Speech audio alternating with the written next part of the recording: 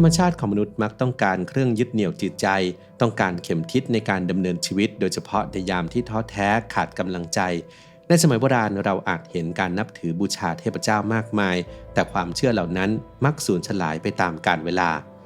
ความเชื่อและแรงศรัทธาอันแรงกล้าเท่านั้นจึงจะมีผู้สืบทอดต่อมาจนเกิดเป็นลัทธิหรือพัฒนามาเป็นศาสนาที่ประกอบด้วยศาสดาหรือผู้ก่อตั้งหลักธรรมคำสอนแนวทางปฏิบัติพิธีกรรมศาสนสถานและมีผู้สืบทอดที่ยังคงยืนหยัดที่พิสูจน์ได้ด้วยการผ่านการเวลามามากกว่า 2,500 ปีมีผู้ยอมรับนับถือหลายล้านคนจวบจนถึงทุกวันนี้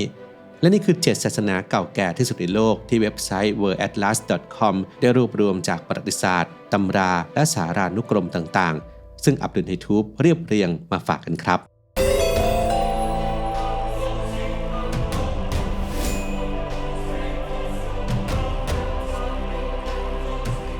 1. ศาสนาฮินดูเชื่อกันว่าศาสนาฮินดูเป็นศาสนาที่เก่าแก่ที่สุดในโลกเริ่มต้นขึ้นตั้งแต่เมื่อกว่า 4,000 ปีก่อนในแถบอนุทวีปอินเดียหรือเอเชียใต้ในปัจจุบันศาสนาฮินดูไม่ได้มีรากฐานความเป็นมาไม่ได้มีองค์ศาสดาหรือผู้ก่อตั้งที่ชัดเจนแต่เป็นการรวมตัวกันของกลุ่มความเชื่อที่เปิดกว้างหลอมรวมวัฒนธรรมของชาวอินโดอารยันในแถบลุ่มแม่น้ำสินธุมีรากฐานมาจากศาสนาพราหมณ์ในยุคพระเวทว่าด้วยความจริงสูงสุดที่เรียกว่าพรหมมันซึ่งเป็นปรัชญาแก่นแท้ของจักรวาลที่สืบทอดพิธีกรรมบูชาเทพเจ้าผ่านผู้คนในวรรณะพราหมณ์ศาสนาฮินดูเชื่อในเรื่องพรหมมันเช่นเดียวกับศาสนาพราหมณ์แต่มีการแตกแขนงทางความคิดที่หลากหลายมีทั้งกลุ่มที่บูชาเทพเจ้าเพียงองค์เดียวหรือบูชาพร้อมกันหลายองค์ส่วนใหญ่จะเชื่อในตรีมูรติหรือเทพสูงสุด3องค์ประกอบไปด้วยพระพรหมผู้สร้างพระวิษณุผู้รักษาและพระศิวะผู้ทำลายและนอกจากนี้ยังมีเทพรองลงมาอีกมากกว่า30องค์เช่นพระแม่ลักษมีและพระแม่กาลีทั้งยังเชื่อในเรื่องสังสารวัฏหรือการเวียนว่ายตายเกิดชาติภพชีวิตหลังความตายตลอดจนการกลับชาติมาเกิดมนุษย์ทุกคนมีอาตมันหรือจิตวิญญาณหรือแก่นแท้ที่เป็นนิรันดร์และเป็นส่วนหนึ่งของพรหมมันหลังจากตายไปอาตมันจะย้ายไปสู่ร่างใหม่ในชีวิตถัดไปที่อาจมีรูปแบบที่แตกต่างกันออกไปเป็นได้ทั้งคนสัตว์พืชและเทวดาขึ้นอยู่กับการดำเนินชีวิตในปัจจุบันที่จะได้รับผลลัพธ์เป็นรางวัลในชีวิตหน้าเป้าหมายสูงสุดของศาสนาฮินดูคือการหลุดพ้นจากสังสารวัฏและบรรลุโมกขสะซึ่งหมายถึงการหลุดพ้นจากวงจรของการเกิดใหม่และรวมตัวกับพรหมมันผู้นับถือศาสนาฮินดูยังเชื่อว่าวัวเป็นสัตว์ศักดิ์สิทธิ์จึงปล่อยให้ใช้ชีวิตได้อย่างอิสระและส่วนใหญ่ไม่กินเนื้อสัตว์ใดๆรับประทานอาหารมังสวิรัติเป็นหลัก 2. ศาสนาโซโรอัสเตอร์เป็นทั้งชื่อของศาสดาและศาสนาที่ไม่มีใครระบุถึงช่วงเวลาที่องค์ศาสดามีชีวิตอยู่หรือให้กำเนิดศาสนานี้ได้อย่างแน่ชัดอาจเก่าแก่ถึง 4,000 ปีหรือมีอายุน้อยกว่านั้นแต่ที่มีหลักฐานปรากฏชัดเจนคือรุ่งเรืองอยู่ในดินแดนเปอร์เซียโบราณหรือประเทศอิหร่านในปัจจุบันและดินแดนใกล้เคียงอย่างอัฟกานิสถานและทาจิกิสถานทั้งยังเป็นศาสนาประจำชาติที่กษัตริย์เปอร์เซียยอมรับนับถือให้เป็นศาสนาประจำชาติถึง3ราชวงศ์เชื่อกันว่าโซโรอัสเตอร์เป็นศาสนาเอกเทวนิยมหรือนับถือพระเจ้าเพียงองค์เดียวที่เก่าแก่ที่สุดที่ยังมีผู้นับถือต่อเนื่องมาจนถึงปัจจุบันด้วยแก่นแท้ทางความคิดว่าด้วยเรื่องความดีและความชั่วมีอหุระมัสดาเทพเจ้าสูงสุดที่เป็นตัวแทนแห่งความดีและแสงสว่างซึ่งเป็นด้านตรงข้ามกับอาริมานเทพแห่งความชั่วและความมืดมนส่งเสริมให้ผู้นับถือคิดดีพูดดีและทำดี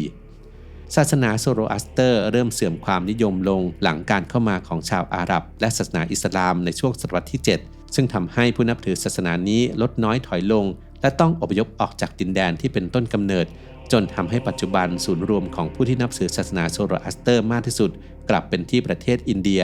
ซึ่งเป็นลูกหลานของชาวเปอร์เซียที่อพยพมาตั้งถิ่นฐานมาตั้งรกรากในพื้นที่ใหม่รวมไปถึงชาวเปอร์เซียที่กระจายตัวไปยังประเทศต่างๆในโลกก็นำศาสนาโซโรอัสเตอร์ติดตัวไปด้วย 3. ศาสนายิ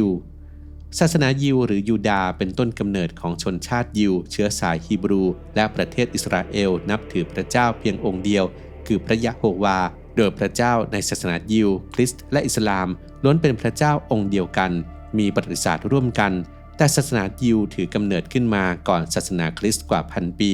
โดยพระเยซูซึ่งเป็นพระผู้ไถ่บาปและศาสดาของศาสนาคริสต์ถือกำเนิดตามมาภายหลังก่อนที่ศาสนาอิสลามจะเริ่มต้นขึ้นในคริสตศตวรรษที่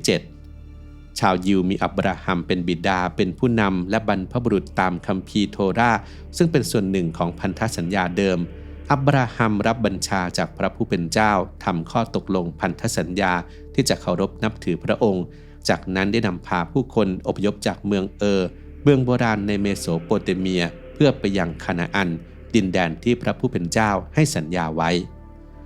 ส่วนผู้ที่ถือว่าเป็นองค์ศาสดาของศาสนายิวคือโมเสสผู้ที่ปลดปล่อยชาวยิวจากการเป็นทาสของอียิปต์รับบัญญัติ10ประการจากพระผู้เป็นเจ้าบนภูเขาซีนายซึ่งเป็นหลักคำสอนที่สำคัญสำหรับศาสนายิวทายาทของโมเสสได้นำพาชาวยิวเดินทางมาถึงดินแดนที่พระเจ้าสัญญาไว้คือบริเวณที่เป็นดินแดนปาเลสไตน์ในปัจจุบันและเริ่มมีความขัดแย้งกับผู้ที่อาศัยอยู่เดิมมาตั้งแต่สมัยโบราณศาสนายิวเชื่อว่ามนุษย์มีบาปติดตัวมาต้องเชื่อฟังศรัทธาปฏิบัติตามคำสอนสวดระลึกถึงพระเจ้าอยู่เสมอและเมื่อถึงวันสิ้นโลกก็จะถูกพิพากษา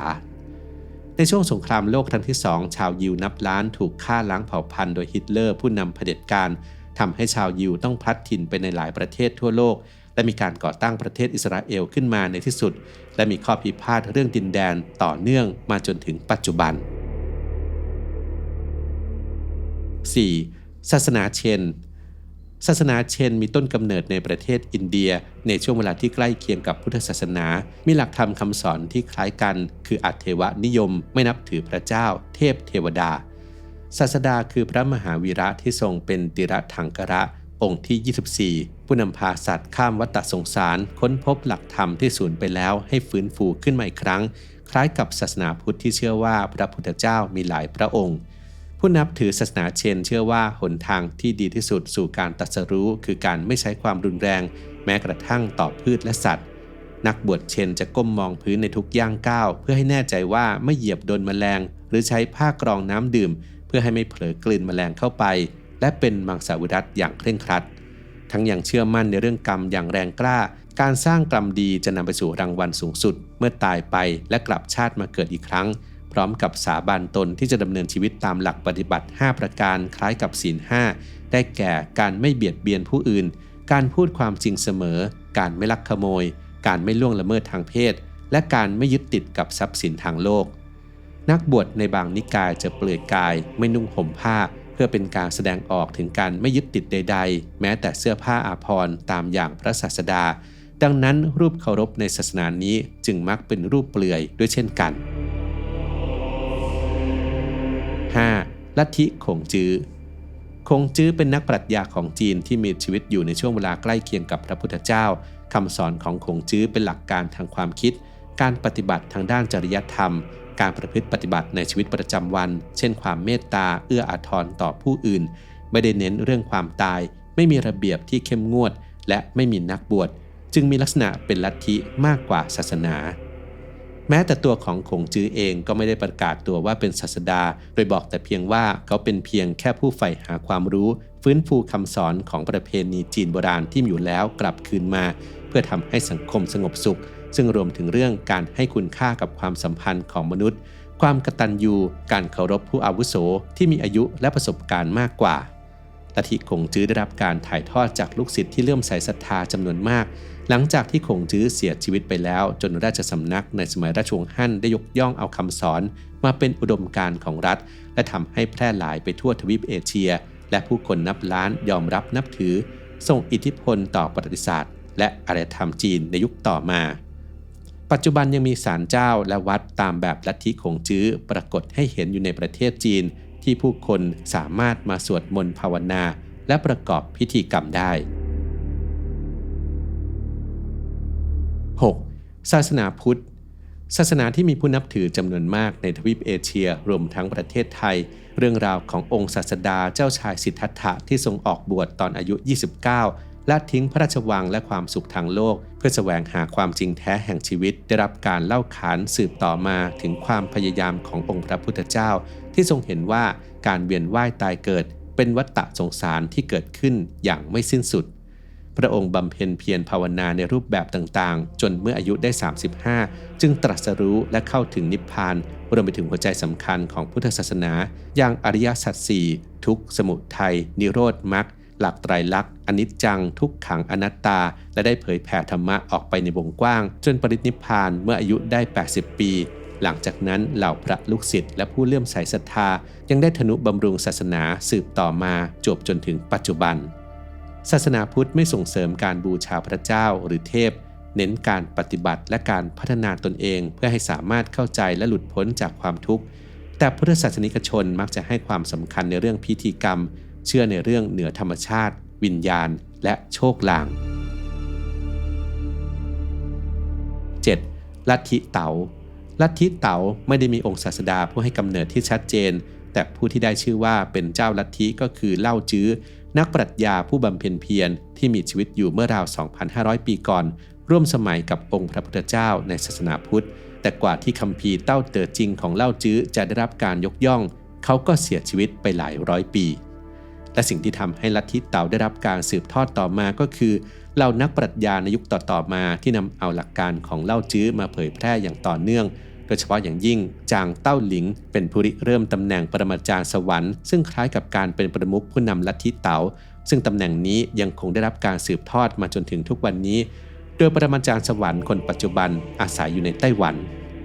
ลัทธิเต๋าเป็นปรัชญาที่เน้นการปรับตัวให้เข้ากับธรรมชาติมนุษย์และสัตว์ควรอยู่ร่วมกันอย่างสมดุลกับจักรวาลโดยแสดงออกผ่านสัญลักษณ์หยินและหยางสะท้อนถึงความสงบซึ่งตรงกันข้ามกับวัฒนธรรมบริโภคนิยมจากตะวันตกทั้งยังมีความเชื่ออย่างแรงกล้าในแนวคิดของวิญญาณที่ผูกพันมนุษย์เมื่อผู้นับถือลัทธิเต๋าเสียชีวิตลงวิญญาณของพวกเขาจะรวมเข้ากับส่วนอื่นๆของจักรวาลเรายังสามารถพบเห็นวัดเต๋าในลัทธิเต๋าได้ทั่วไปในเอเชียตะวันออกมีนักบวชคอยประกอบพิธีกรรมจัดวางเครื่องบูชาและทำสมาธิสวดมนต์พุทธขงจื้อและเต๋าได้รับการยกย่องจากนักวิชาการให้เป็น3ความเชื่อและหลักปฏิบัติที่เป็นรากฐานสำคัญหล่อหลอมให้เกิดอารยธรรมและวัฒนธรรมจีนโบราณโดยหลักการแล้วศาสนาช่วยให้เราเข้าใจความหมายและเป้าหมายของชีวิตช่วยพัฒนาและยกระดับจิตใจของมนุษย์เยียวยาความรู้สึกของผู้ที่ยังอยู่เมื่อคนที่รักได้จากไปทั้งยังเป็นแบบแผนในการดำเนินชีวิตทำให้สังคมสงบสุขเมื่อทุกคนปฏิบัติตามหลักศีลธรรมอันดีน่าเสียดายที่ปัจจุบันกลับเกิดความขัดแย้งทางความคิดของผู้ที่นับถือศาสนาหรือนิกายที่ต่างกันจนนำมาซึ่งสงครามในหลายพื้นที่ที่ลุกลามบานปลายจนยากที่จะนำมาซึ่งความสงบสุขที่แท้จริง